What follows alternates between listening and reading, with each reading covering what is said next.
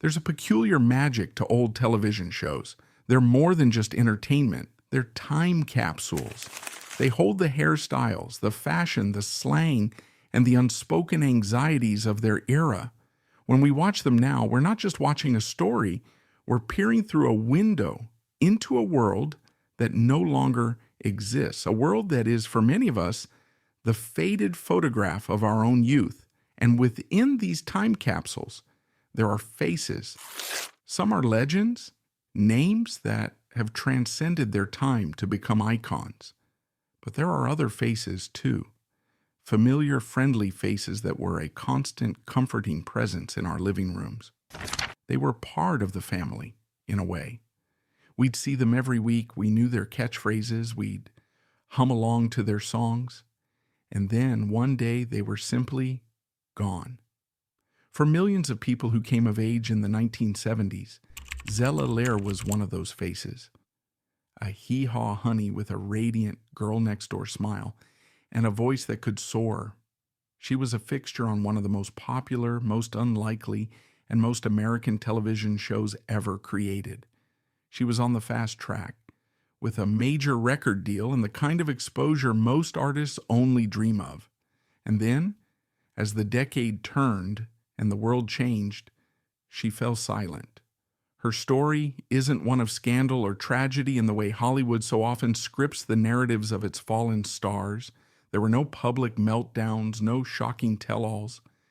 In many ways, her story is far more common, more relatable, and perhaps more profoundly human. It's a story about the relentless march of time, about the brutal, unforgiving mechanics of the entertainment industry, and about the quiet dignity of knowing when to walk away. This is the story of Zella Lehr, the unsung star of country music, and her graceful, deliberate, and all too forgotten disappearing act. To truly understand Zella's rise and fall, you have to transport yourself back to the America that made her a star. The 1970s were a deeply conflicted and anxious decade. The kaleidoscopic optimism of the late 60s had curdled. The nation was nursing a collective hangover from the trauma of the Vietnam War and the deep societal divisions it had carved. The Watergate scandal had shattered the country's faith in its leaders, leaving a residue of cynicism that permeated everything. President Jimmy Carter spoke of a national crisis of confidence, a malaise that had settled over the land. The economy was struggling, plagued by stagflation. The oil crisis of 1973 and again in 79 led to long lines at gas stations, a stark daily reminder of America's vulnerability. It was a time of uncertainty, of questioning. The future, which had once seemed so bright and full of promise in the post-war boom, now felt murky and precarious. In the midst of all this turmoil, Americans craved an escape. They yearned for comfort, for reassurance, for a connection to something simpler and more wholesome. They found it in nostalgia for a past that was perhaps more imagined than real. And television, as it so often does, answered the call. While gritty, realistic sitcoms, like All in the Family and MASH, reflected the era's social upheaval, another entirely different kind of programming was quietly conquering the heartland. Country music, long considered the rustic, unpolished domain of the rural South and Midwest, was undergoing a revolution. Artists like Johnny Cash, Dolly Parton, Loretta Lynn, and Glenn Campbell were breaking out of their regional boxes. They were becoming national treasures, their honest, heartfelt stories of love, loss, and everyday life resonating with a massive, untapped audience. They sang about struggles that felt real, about values that felt timeless. And at the very epicenter of this country music explosion was a television show that, by all accounts, was a miracle of pop culture. A show that critics loved to hate and that America loved to watch. It was called Hee Haw. Premiering in the summer of 1969 on CBS, Hee Haw was a glorious, unashamedly corny spectacle. Conceived as a kind of country-fried version of the hip, fast-paced comedy show Rowan and Martin's Laugh-In, it was a whirlwind of music and comedy. Its creators, Frank Pepiat and John Aylesworth, were Canadian television producers who, ironically, knew next to nothing about country music, but they knew what was funny, and they knew how to build a variety show. They paired two titans of the genre, the charismatic guitar-shredding Roy Clark and the architect of the Bakersfield sound, the legendary Buck Owens, as hosts. They surrounded them with a huge ensemble cast of comedians and musicians and set them loose in a fictional, cartoonish landscape called Cornfield County. The show was a blizzard of quick-cut sketches, groan-inducing puns from the cornfield, and gossip from the all-around good-time eatery. You had Lulu Roman as the gossipy postmistress, Junior Samples as the bumbling car salesman, and Archie Campbell's rhyming "pfft, you are gone" bit. It was proudly lowbrow. And network executives at CBS, who were in the midst of a rural purge, a deliberate campaign to cancel shows that appealed to older, rural demographics in favor of more sophisticated urban comedies, hated it. Despite its massive popularity and consistently high ratings, they canceled Hee Haw in 1971. But that wasn't the end. In a move that would become legendary in television history, the show's producers immediately took it into first-run syndication. It was a massive gamble, but it paid off spectacularly. Picked up by local stations across the country, Hee Haw became even more popular, a ratings juggernaut that would run for another 22 years. It was a direct line to the soul of Middle America, a comforting, familiar presence every Saturday night. And at the heart of the show's visual appeal, adding a touch of glamour to the hayseed humor, were the Hee Haw Honeys. They were a group of beautiful, talented young women who sang, acted in skits, and laughed at the host's jokes. They were the wholesome apple pie fantasy of country life. And in the mid-1970s, as the show was at the absolute peak of its powers, a young woman from Oklahoma with a powerhouse voice and a captivating, earnest presence joined their ranks. Zella Lehr. Zella's story begins not under the hot artificial lights of a television studio, but in the red dirt of rural Oklahoma. Born in the small town of Guimon, in the heart of the Panhandle, performing wasn't just a hobby. It was woven into the fabric of her family. Music was a constant presence, a language spoken as fluently as English. From a very young age, she was absorbing the sounds of country, gospel, and folk music, honing her craft in the way that so many country legends do, in church choirs, at local talent shows, and at county fairs. Hers was not a manufactured talent. It was organic, nurtured by family and community.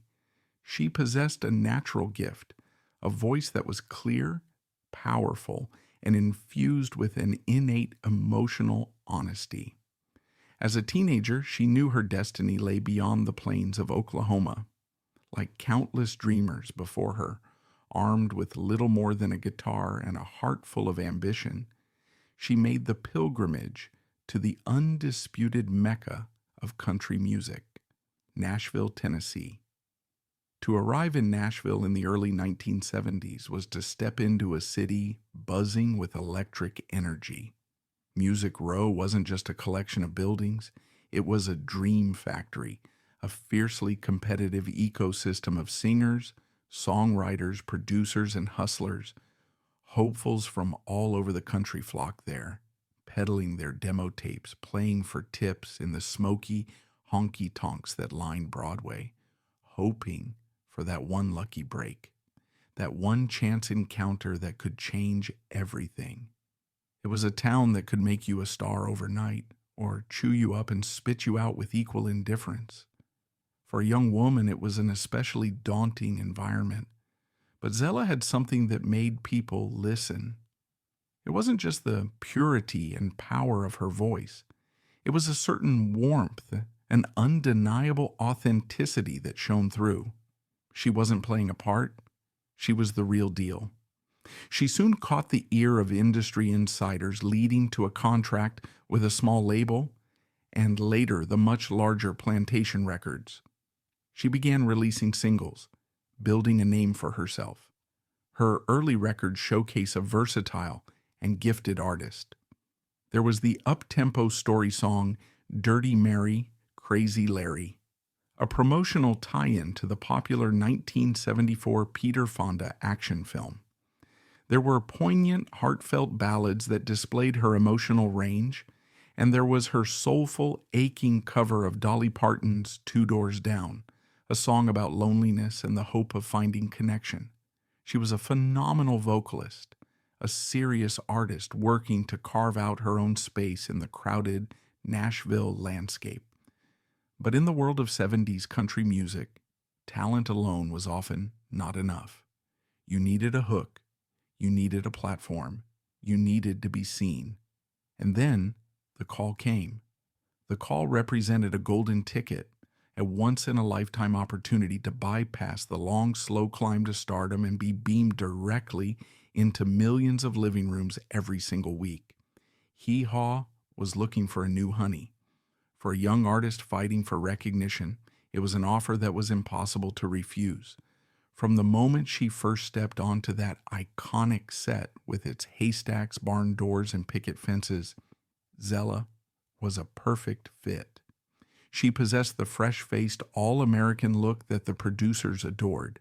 But it quickly became clear that she was much more than just a pretty face in a gingham dress. She was a vocal powerhouse.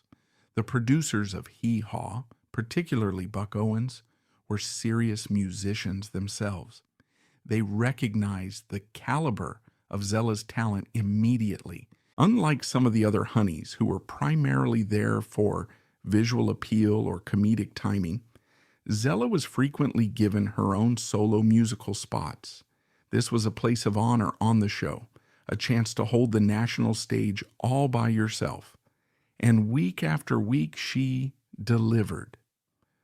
Dressed in the classic Hee Haw honey uniform, often a checkered top and denim shorts or bell-bottoms, she would step into the spotlight and unleash a voice that was full of nuance and power. She became known for her stirring rendition of You're the One, a song that became her signature piece on the show, showcasing her incredible vocal control and emotional depth. America didn't just see Zella, they heard her. They heard a genuine world-class country singer. Being on Hee Haw was like being shot out of a cannon. Almost overnight, she became a recognizable face across the entire country. She was a beloved member of the Hee Haw family, a bona fide television star. This newfound fame opened the door she had been knocking on for years. She was signed to a major record deal with RCA Records, the label of Elvis Presley, Charlie Pride, and her idol, Dolly Parton. This was the big league. It seemed for all the world that Zella Lehr was on the cusp of becoming a major country music superstar. She had the television platform, the powerful record label, the voice, the look, the talent. All the pieces were finally in place. But being a Hee Haw honey was a double-edged sword. While it gave her unparalleled exposure, it also put her in a box. In the public's mind, she was permanently associated with the corny, down-home humor of the show. It was a wholesome, family-friendly image that was, in some ways, at odds with the serious, soulful artist she was. Could Honey be taken seriously as a recording artist in her own right? Could she transcend the haystacks and the slapstick to be seen as the next Loretta or Tammy? This was the challenge she faced. And even as she was smiling for the cameras in Cornfield County, the very ground of the musical world was shifting beneath her feet, threatening to swallow her whole. This is the part of the story that is so often misunderstood, the part that gets lost in the simple, tidy narrative of a star who just faded away. Zella didn't just disappear into a vacuum. The entire cultural universe she inhabited was starting to implode. The late 1970s witnessed a seismic, cataclysmic shift in popular music. Disco, with its four-on-the-floor beat, slick production, and hedonistic urban glamour, was no longer a subculture. It was a global phenomenon, dominating the radio airwaves, the record charts, and the cultural conversation.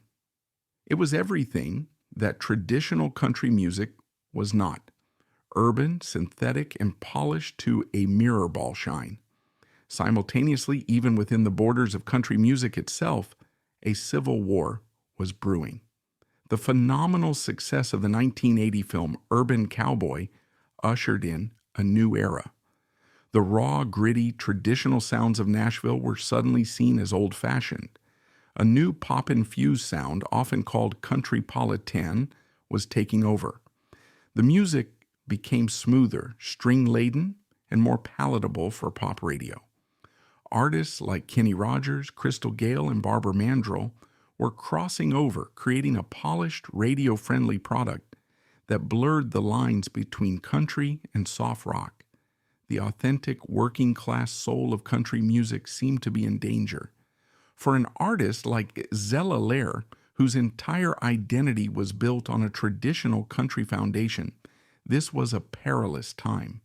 Her label, RCA, was feeling the pressure. Record executives, perpetually chasing the next big trend, saw the writing on the wall. Traditional country was out, disco and pop country were in.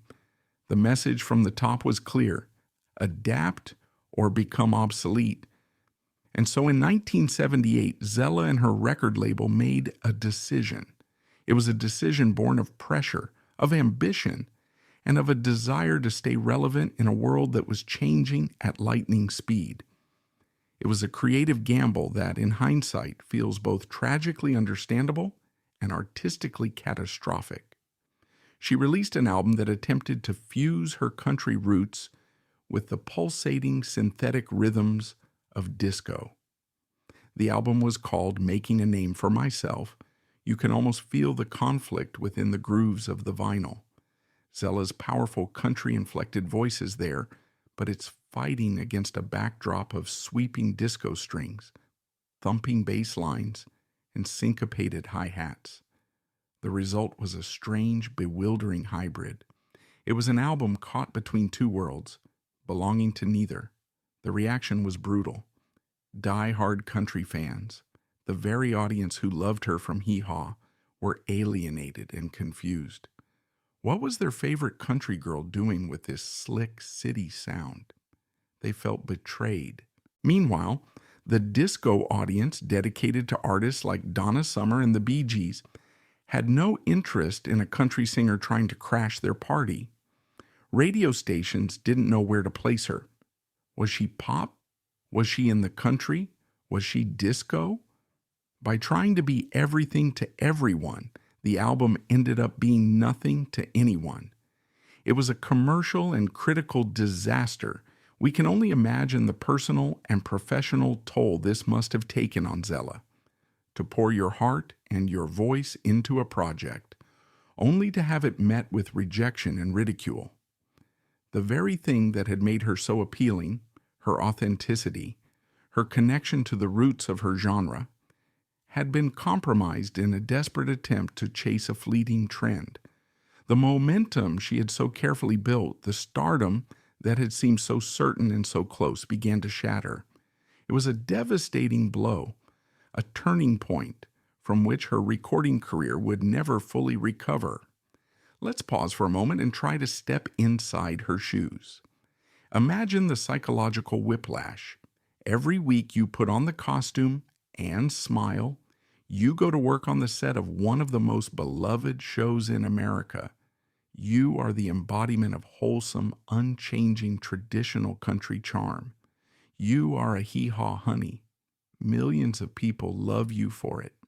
But then you step out of the studio and into the cold, hard reality of the music business, a world that is telling you that the very thing you represent is now a liability. What a strange and lonely duality that must have been. to be a public figure, projecting an image of simple homespun happiness, while privately grappling with a faltering career and a sense of artistic crisis. The entertainment industry can be a cruel and unforgiving place. It builds you up into an archetype, a brand, and when that brand is no longer fashionable, it discards you with breathtaking speed. Zella Lehr has always maintained a quiet, steadfast dignity about this period of her life.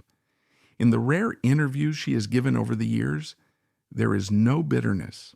She doesn't point fingers or air grievances, but we can read between the lines of her history.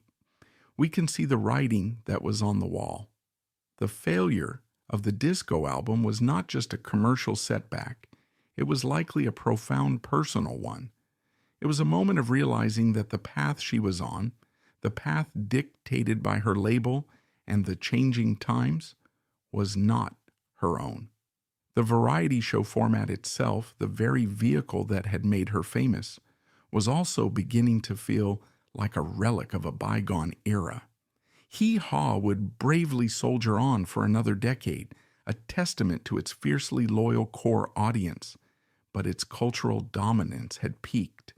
The world had moved on. For a performer like Zella, whose entire career was so inextricably linked with the show and the traditional country sound it championed, the road forward was becoming increasingly foggy. What do you do when the world that made you no longer seems to have a place for you? Do you keep fighting, trying to reinvent yourself again and again, hoping to catch the next wave? Do you compromise your artistic soul for another shot at the charts?